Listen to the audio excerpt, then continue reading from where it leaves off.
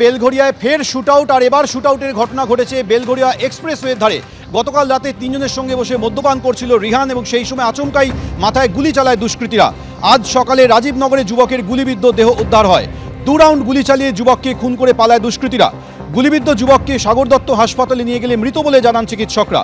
যুবকের মাথায় গুলির ক্ষত রয়েছে। নিহত যুবক তৃণমূল কর্মী ছিলেন, প্রমোটিংয়ের কাজের সঙ্গে যুক্ত ছিলেন বলে স্থানীয়রা দাবি করছেন। কিন্তু কী কারণে খুন করা হলো? পুলিশের প্রাথমিক ধারণা পুরনো শত্রুতার জেরে তাকে খুন করা হয়ে থাকতে পারে, যদিও তার মায়ের দাবি যে এর আগেও রিহানের ওপরে হামলা হয়েছিল।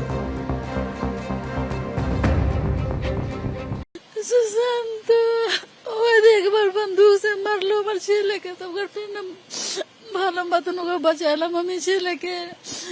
ওই দুশ্মন ছিল এগো সুজাই ওরে পার্টি আছে সুশান্তকে, সব মিলে জুলে মারলো।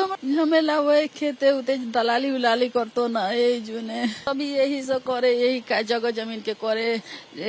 এই জগা জমিন অন্য কে নামে নিজের করকে বিক্রি করে। সন্দেহ আছে আমার দুশ্মন এই সুশান্ত আর সুজয় দুনো মিলে 6 মাস पहले किए घर बंद किए रात्रि बेरा और बंदूक से मारलो। এইখানে আমার ছেলেকে মারলো, তো সব লোক জুটলো, তো আমার রেহানকে বাইর করকে হসপিটাল में নিয়ে গেল, আর তব থেকে ওসে পালিয়ে গেল। ও থানায় অভিযোগ করেনি তখন? হ্যাঁ হলো। তখন পুলিশ ধরেনি? না ধরলো, ও লোকে ধরলো। এখানে তো প্রমোটিং নিয়ে আমার কাছে এরকম খবর কোনদিন আসেনি। প্রমোটিং নিয়ে কিছু কোনোদিন হয়নি। ঝামেলা যেটা তোমরা শুনেছিলে, ঝামেলা হয়েছিল, থানায় হয়েছিল, এরকমই হয়েছিল, আমিও শুনেছি। অ্যারেস্টও হয়েছিল। এবার সেই সম্পর্কিত এটা কি বা অন্য কোনো ঘটনা বা বিরোধী দল কি কেউ এই সঙ্গে জড়িত, কিছুটাই আমাদের ধোঁয়াশ। সামনে যে পুকুর পাড়টা রয়েছে ওই সামনেই ওনার বাড়ি। কি মাঝে মাঝে এখানে বসে আড্ডা মারতো? হ্যাঁ, এখানে তো সবাই আড্ডা মারতো, এখানেই তো বাড়ি ঘর সবার। এমনি কাজ বাজ করতে এটাই জানি, পার্টি করতে এইটুকু জানি আমরা, বেশি এর থেকেও জানি। পার্টি করতো? তৃণমূলেরই বোধহয় করতে হয়। ওষুধের মূল্যবৃদ্ধি নিয়ে সরব হলেন মুখ্যমন্ত্রী মমতা বন্দ্যোপাধ্যায়। অবিলম্বে এই মূল্যবৃদ্ধি প্রত্যাহার করতে হবে। কেন্দ্র সরকার যে সিদ্ধান্ত নিয়েছে তা অবিলম্বে প্রত্যাহার করতে হবে বলে দাবি করেছেন মুখ্যমন্ত্রী মমতা বন্দ্যোপাধ্যায়। আর এই মূল্যবৃদ্ধি নিয়ে সরাসরি কেন্দ্রকে আজ তিনি নিশানা করেছেন।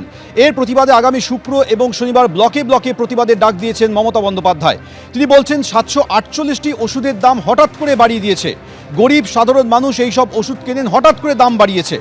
অত্যাবশ্যকীয় ওষুধ এমনকি প্যারাসিটামলের দাম বাড়িয়ে দিয়েছে কেন্দ্র সরকার, যা অবিলম্বে প্রত্যাহার করতে হবে দাবি করেছেন মুখ্যমন্ত্রী।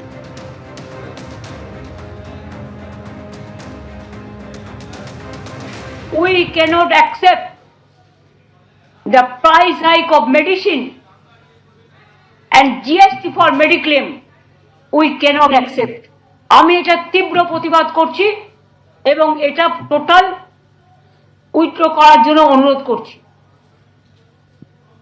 এবং এর প্রতিবাদে যেহেতু স্বাস্থ্যটা আমাকেও দেখতে হয়, আমি মামাটি মানুষকে যারা সমর্থন করেন এবং আমি অল ইন্ডিয়া তৃণমূল কংগ্রেসের চেয়ারম্যানও আছি, যেহেতু 6 তারিখে রামনবমী, আমি কিছু করব না, শান্তিপূর্ণভাবে কাটুক পুজো। আমরা 4 আর 5 শুক্রবার এবং শনিবার বেলা 4টের সময়, বেলা 4টে থেকে 5টা 1 ঘন্টা প্রতি ব্লকে প্রতি ওয়ার্ডে ওষুধের দাম বাড়াচ্ছ কেন? মানুষের স্বাস্থ্য আজকে বিঘ্নিত কেন?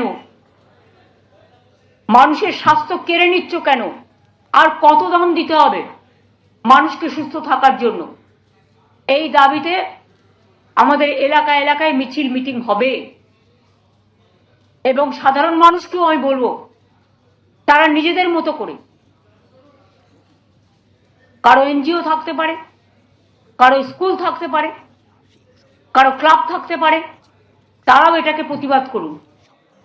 সেন্ট্রাল গভর্নমেন্টের এই একতরফা স্বৈরাচারী সিদ্ধান্তে স্বাস্থ্য কিন্তু বিপাকে পড়ে যাবে। আর স্বাস্থ্য না থাকলে সম্পদ থাকে না।